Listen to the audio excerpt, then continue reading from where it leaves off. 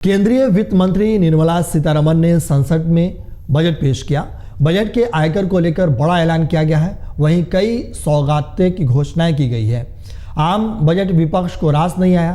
कांग्रेस महासचिव ने बजट को लेकर केंद्रीय वित्त मंत्री पर तंज कसा है। वहीं सत्ता पक्ष ने इसे काफी ज्यादा इस बजट की तारीफ की है, मध्यम वर्ग का बजट बताया है। दरअसल वित्त मंत्री निर्मला सीतारमण ने शनिवार को लोकसभा में बजट पेश कर दिया।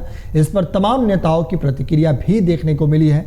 जहां भाजपा और उसके सहयोगी दल के नेता बजट को ऐतिहासिक बता रहे हैं, तो वहीं विपक्ष इसे खोखले दाव वाला बता रहा है। आपको बता दें कि बजट 2025 में बिहार के लिए कई ऐलान किए गए हैं। मुख्यमंत्री नीतीश कुमार ने इसके लिए मोदी सरकार को धन्यवाद दिया है। सकारात्मक स्वागत योग्य है। इस बजट के माध्यम से केंद्र सरकार द्वारा देश के विकास की गति को और बढ़ाने के लिए कई कदम उठाए गए हैं। बजट में बिहार के लिए जो घोषणाएं की गई है, उनसे बिहार के विकास को और गति मिलेगी।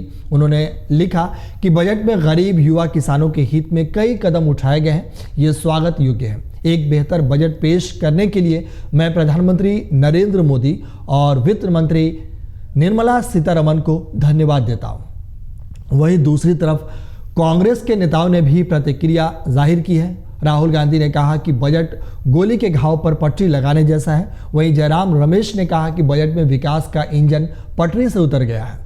उन्होंने आगे कहा कि बिहार में चुनाव होने हैं, इस कारण वहां के लिए योजनाओं का ऐलान किया गया है।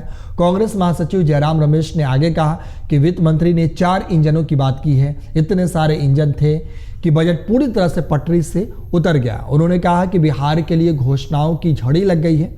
यह स्वाभाविक है क्योंकि इस साल के आखिर में वहां चुनाव होने हैं, लेकिन एनडीए के दूसरे स्तंभ आंध्र प्रदेश को नजरअंदाज किया गया है।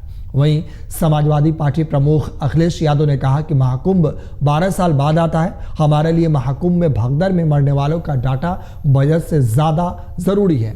सरकार ये नहीं बता पा रही है कि कितने लोग मरे हैं, लापता हुए हैं या घायल हुए हैं। सरकार ने जो मौतों का आंकड़ा दिया है वो झूठा है।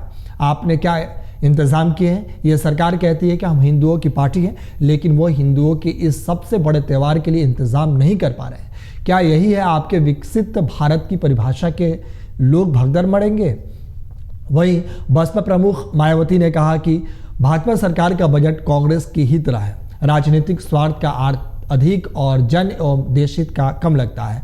अगर ऐसा नहीं है तो इस सरकार में भी लोगों का जीवन लगातार तंग बदहाल और दुखी क्यों है? वहीं बजट पर राहुल गांधी ने भी तंज कसा है। जरा सुनिए राहुल गांधी ने इस पूरे बजट को लेकर क्या कुछ कहा। आज बजट पास हुआ, पेश हुआ, उसमें आप देखिए बजट का पूरा लक्ष्य 25 लोगों को फायदा पहुंचाने का। आपको थोड़ा सा दे देंगे, कह देंगे भैया ये लो थोड़ा सा टैक्स माफ कर लेंगे, मगर अगर आप बजट का लक्ष्य देखेंगे तो हिंदुस्तान का धन 20-25 अरबपतियों को देने का है। हिंदुस्तान में 50% पिछड़ा वर्ग है, 15% दलित है, 8% आदिवासी, 15% माइनॉरिटी और मान लो 5% गरीब जनरल कास्ट के लोग।